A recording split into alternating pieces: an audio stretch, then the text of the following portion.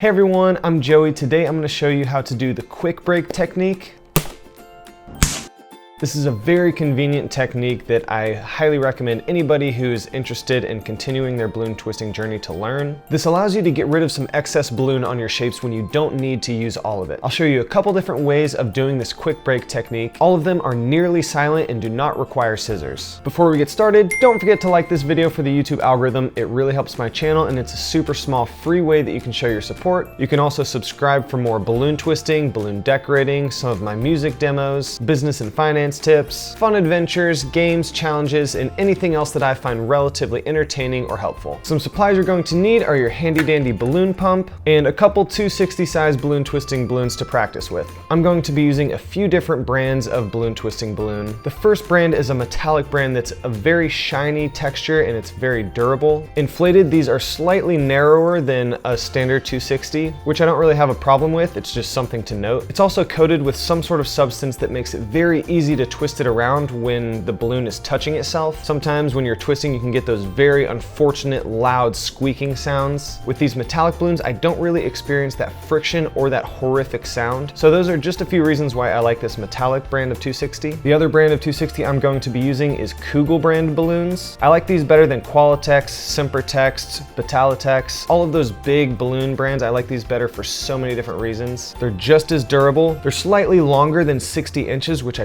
really like because sometimes I get to the end of my shape and I need just a little bit more balloon to finish it. These are more affordable than some of the big brands. They arrive way faster, so if I'm in a pinch and I really need some balloons quick, these are a great option. Sometimes I have to wait a week or two in order to get my Qualatex balloons. I've ordered a 400 pack of Kugel balloons between 30 and 50 times, and out of all of those balloons, only one balloon so far has been damaged, which is way less than when I used to order Qualatex balloons. Those of you who are fans of Qualatex balloons, you understand that sometimes they come and they're stuck together like this and you try to separate them and it ruins both balloons. So all that to say, I'm a huge fan of these brand of balloons as opposed to some of the bigger brand of 260 balloons. You all should definitely do your own research and don't take my word for it. Maybe some of you will like Qualatex balloons better, and that's totally fine. I'm just sharing my opinions on why I like these ones. Also, if you're not using a dual action pump, I highly recommend it. That means air gets shot out the end when you're pulling out on this pump and pushing in. I've used pumps before where it only inflates when you're pushing in. The dual action pump is just very convenient and you'll spend less time inflating your balloons. So let's get started. Inflate your 260 balloon to whatever length you want and we'll practice a few different techniques for this quick break. The first way of doing this, we are going to flatten the balloon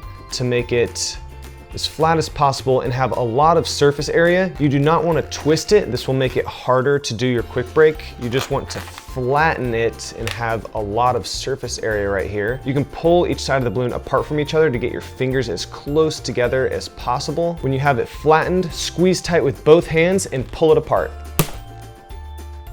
So this is one method of the quick break technique. This requires your elbows to go outwards. This used to be my preferred method of doing the quick break, but I used to accidentally hit servers sometimes when I was working in restaurants by pulling my elbows apart. So this could be an easier technique for you, but I'm about to show you another one that does not require your elbows to be flying out at the sides. I'll show you this technique one more time and give it a few tries for yourself. I'm going to flatten it, pull my balloon apart so that I can get my fingers as close together as possible, making sure the balloon is not twisted, and pull it apart. An issue that I've had with this quick break technique is if you squeeze the balloon too much and your air is too much on both sides and you only have a little bit of space in here, the quick break will be harder to do. So if you've squeezed a lot of air out of like the middle of your balloon here, see how this is a little thinner than these sides? You can take your hand and squeeze some air back into this side and even hold the end of your balloon if that's gonna prevent air from going into the tail, and then squeeze it so that you have a big middle section here with a lot of surface area.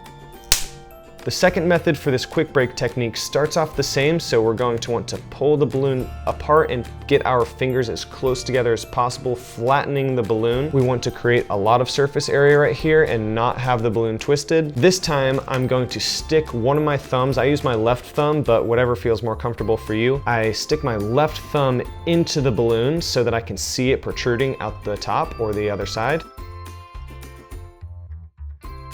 So you can kind of see my thumb right there will be pushing out the other side.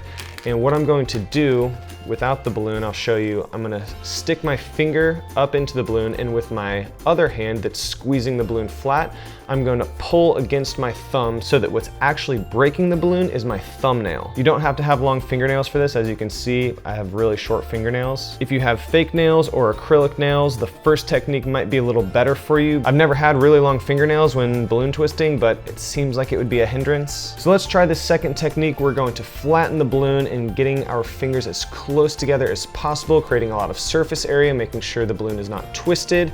I'm going to stick my thumbnail into the balloon, and with my other hand, I'm going to pull the balloon towards me, ripping the balloon with my left thumbnail. This second method requires less force than that first method. So I'll show you guys one more time, practice it along with me. We are going to squeeze the balloon and flatten it, making sure the balloon is not twisted. We want as much surface area as possible.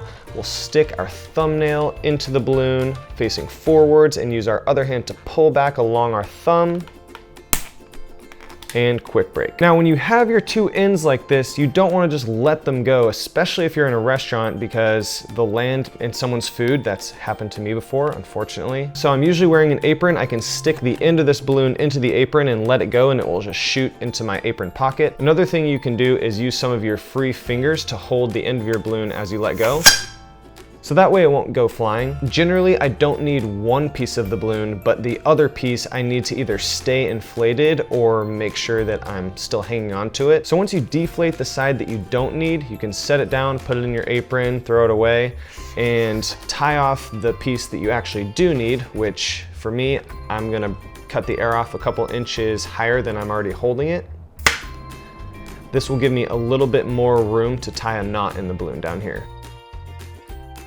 So those are two ways you can do your quick break technique. Let me know how it goes in the comments below, or if you found a different way of doing a quick break technique, especially if you have longer nails or fake nails. I would really appreciate hearing how you particularly do your break off technique. If this was helpful, don't forget to hit that like button for the YouTube algorithm. It really helps my channel, and it's a super small free way that you can show your support. Check out my channel for some more balloon tutorials and other fun educational content. Subscribe and hit that notification bell if you want to be notified every time I post a new video. Thank you guys so much for watching. Good luck with your quick break technique. I'm Joey. I'll see you next time.